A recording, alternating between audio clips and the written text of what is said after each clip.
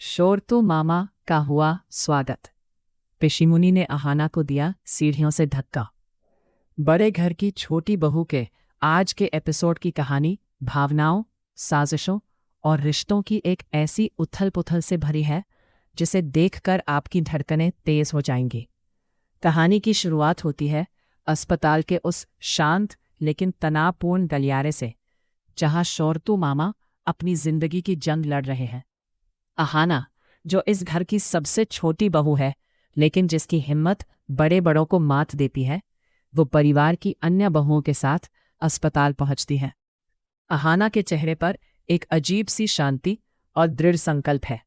वो जानती है कि शोरतु मामा और दुर्गा देवी के बीच जो दूरियां रही है, उन्हें पाटने का यही सही वक्त है। अस्पताल के बिस्तर पर लेटे हुए शोरतु मामा को देखकर अहाना की आंखों में आंसू आ जाते हैं, लेकिन वो खुद को संभालती है। वो बाकी बहुओं के साथ मिलकर दुर्गा देवी और शोरतु मामा का हाथ एक दूसरे के हाथ में देती है। वो उनसे कहती है कि जीवन बहुत छोटा है और पुराने गिले शिकवे भुलाकर अब उन्हें एक साथ रहना चाहिए। अहाना की बातों में ऐसा जादू था कि दुर्गा देवी की कठोरता भी पिघलने लगी।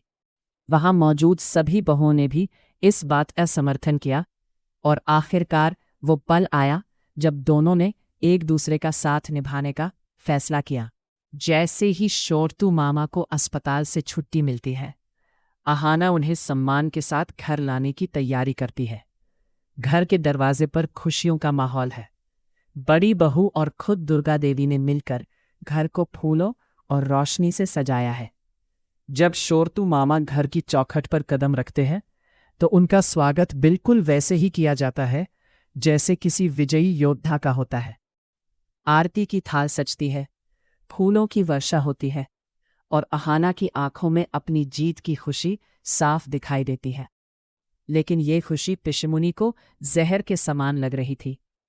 पिशिमुनी, जो हमेशा से इस घर की सत्ता और निर्णयों पर अपना कब्जा जमाए बैठी थी, उसे ये बर्दाश्त नहीं हुआ कि अहाना उसकी मर्जी के खिलाफ एक बाहरी व्यक्ति को, जिसे वो कभी पसंद नहीं करती थी, घर के अंदर ले आई। पिशिमुनी ने जोर से चिल्लाते हुए शोर मचाना शुरू कर दिया। उसने कड़े शब्दों में कहा कि शोरतु मामा इस घर में एक पल के लिए भी नहीं रुकेंगे। उसने अहाना पर अपनी मर्यादा लांघने का आरोप लगाया और पूरे परिवार के सामने शोरतु मामा को अपमानित करने की कोशिश की। पिशिमुनी की बातों ने घर के माहौल को अचानक ठंडा और कड़वा बना दिया। घर के बड़े और बाकी सदस्य चुपचाप खड़े थे, लेकिन अहाना चुप रहने वाली नहीं थी। उसने पिशिमुनी की आंखों में आंखें डालकर सीधे और सादे शब्दों में एक ऐसी सच्चाई कह दी जिसने पिशिमुनी के पैरों तले जमीन खिसका दी। अहाना ने कहा कि पिशिमुनी, आप शायद भूल रही हैं कि ये घर मेरी माँ दुर्गा देवी का है। यहाँ कौन रहेगा और कौन नहीं, इसका फैसला वो करेंगी। और सबसे बड़ी बात तो ये है कि आप खुद इस घर में एक मेहमान की तरह हैं। आप खुद दूसरों के घर में रह रही है, तो आपको किसी और को बाहर निकालने का कोई हक नहीं है। अहाना के ये शब्द पिशिमुनी के कलेजे में तीर की तरह चुभे। पहली बार किसी ने उसे उसकी औकात याद दिलाई थी। पूरे परिवार के सामने हुई इस बेइज्जती ने पिशिमुनी के अंदर प्रतिशोध की एक ऐसी आग लगा दी जो उसे अंधा कर चुकी थी। वो चुपचाप वहां से चली गई, लेकिन उसके दिमाग में एक खौफनाक साजिश जन्म ले चुकी थी। वो मन ही मन बुदबुदा रही थी कि जिस अहाना ने उसे सबके सामने नीचा दिखाया है, वो उसे ऐसी सजा देगी कि वो फिर कभी सिर उठाने लायक नहीं रहेगी। रात बीत गई और अगली सुबह घर में शांति तो थी, लेकिन वो तूफान के आने से पहले वाली खामोशी थी। अहाना सुबह की पूजा की तैयारी करके ऊपर के कमरे से सीढ़ियों के रास्ते नीचे उतर रही थी। उसके हाथ में पूजा की थाल थी और उसका ध्यान भगवान के ध्यान में लगा हुआ था। वो नहीं जानती थी कि सीढ़ियों के ऊपर वाले मोड़ पर अंधेरे में छिपी पिशिमुनी उसका इंतजार कर रही है। पिशिमुनी के चेहरे पर एक राक्षसी मुस्कान थी। जैसे ही अहाना सीढ़ियों के सबसे ऊपरी हिस्से पर पहुंची, पिशिमुनी ने बिना एक पल गंवाए उसे पूरी ताकत से धक्का दे दिया। अहाना के मुंह से एक चीख भी नहीं निकल पाई और वो अनियंत्रित होकर सीढ़ियों से नीचे गिरने लगी। पूजा की थाल के बर्तन टकराने की आवाज और अहाना के शरीर के टकराने की धमक ने पूरे घर को हिलाकर रख दिया। अहाना सीढ़ियों से लुढ़कती हुई नीचे फर्श पर जा गिरी। उसके सिर से खून की धारा बहने लगी और वो बेहोश हो गई। घर के सभी सदस्य दौड़कर वहां पहुंचे। अहाना को लहूलुहान हालत में देखकर दुर्गा देवी और बड़ी बहू के होश उड़ गए। शोरतू मामा भी लाठी के सहारे वहां आए और अहाना की हालत देखकर फूट फूट कर रोने लगे। हर कोई बस यही पूछ रहा था कि ये कैसे हुआ। अहाना तो इतनी सावधानी से चलती थी, फिर वो गिरी कैसे? ऊपर खड़ी पिशीमुनी ने जल्दी से खुद को संभाला और चेहरे पर झूठी चिंता का मुखौटा लगाकर नीचे आई। वो ऐसे नाटक करने लगी जैसे उसे कुछ पता ही न हो। उसने कहना शुरू कर दिया कि शायद अहाना का पैर फिसल गया होगा या फिर उसे चक्कर आ गया होगा, लेकिन उसकी आंखों में छिपी वो नफरत की चमक दुर्गा देवी की पैनी नज़रों से बच नहीं पाई। दुर्गा देवी को शक होने लगा था कि ये कोई दुर्घटना नहीं बल्कि एक सोची समझी साजिश है। डॉक्टर को तुरंत बुलाया गया। अहाना की हालत नाजुक बनी हुई थी। उसे अस्पताल ले जाया गया, जहां घंटों उसका ऑपरेशन चला। पूरे समय शौरतो मामा और बाकी बहुएं भगवान से प्रार्थना करते रहे। इस बीच घर पर पिशीमुनी यह सोचकर खुश हो रही थी कि उसने अपना रास्ता साफ कर दिया है।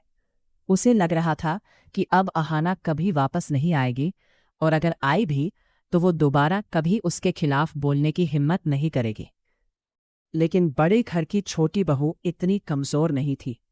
जैसे जैसे अहाना को होश आने लगा, उसकी धुंधली यादों में वो चेहरा साफ होने लगा जिसने उसे धक्का दिया था।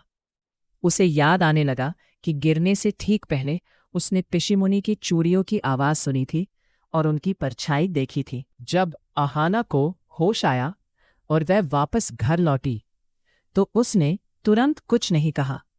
उसने फैसला किया कि वह पिशीमुनी के खेल को उन्हीं के अंदाज में खत्म करेगी। वह चुपचाप अपनी चोटों को सहती रही, लेकिन उसकी आंखों में अब एक नया संकल्प था। उसने देखा कि कैसे पिशीमुनी अब भी घर के लोगों को गुमराह करने की कोशिश कर रही है। एक दिन जब घर के सभी सदस्य हॉल में इकट्ठा थे, अहाना ने सबको बुलाया। उसने कहा कि वह उस दिन की सच्चाई सबको बताना चाहती है। पिशीमुनी घबरा गई। उसने अहाना को चुप कराने की कोशिश की और कहा कि उसे आराम करना चाहिए। वह सदमे में कुछ भी बोल रही है, लेकिन अहाना ने उसकी एक न सुनी। उसने साफ साफ बताया कि उसे किसी ने धक्का दिया था। अहाना ने एक छोटा सा सबूत पेश किया, पिशीमुनी की साड़ी का एक फटा हुआ टुकड़ा जो अहाना के हाथ में रह गया था जब वो खुद को बचाने की कोशिश कर रही थी। उस कपड़े का रंग और डिज़ाइन पिशीमुनी की उसी दिन पहनी गई साड़ी से मिलता था। पूरे घर में सन्नाटा पसर गया। दुर्गा देवी का गुस्सा 7वें आसमान पर पहुंच गया। उन्होंने पिशीमुनी को खरी खोटी सुनाई और कहा कि एक मासूम बच्ची की जान लेने की कोशिश करना महापाप है। पिशीमुनी ने सफाई देने की बहुत कोशिश की, रोने का नाटक किया, लेकिन इस बार उसकी दाल नहीं गली। दुर्गा देवी ने फैसला सुना दिया कि अब पिशीमुनी को इस घर के नियमों के अनुसार सजा भुगतनी होगी। शोरतू मामा ने भी अहाना की हिम्मत की सराहना की। अहाना ने साबित कर दिया कि वह केवल घर जोड़ना ही नहीं जानती, बल्कि गलत के खिलाफ लड़ना भी जानती है। इस घटना के बाद घर के बाकी सदस्यों के मन में अहाना के लिए सम्मान और बढ़ गया। जो बहुएं पहले डरती थी, अब उनमें भी अपनी आवाज़ उठाने का हौसला आ गया था। पिशीमुनी को घर के एक कोने में सीमित कर दिया गया और उसकी सारी शक्तियां छीन ली गई। अहाना ने फिर से घर की बागडोर संभाली और शोरतू मामा व दुर्गा देवी के साथ मिलकर एक सुखी परिवार की नींव रखी। ये कहानी केवल एक हादसे की नहीं थी, बल्कि एक ऐसी बहू की थी जिसने नफरत को प्यार से और साजिश को सच्चाई से मात दी। बड़े घर की ये छोटी बहू अब पूरे इलाके के लिए मिसाल बन चुकी थी कि सच्चाई की राह पर चलने वालों को भगवान भी गिरने नहीं देते। आज के एपिसोड में बस इतना ही। कमेंट में बताइए ये स्टोरी कैसा लगा।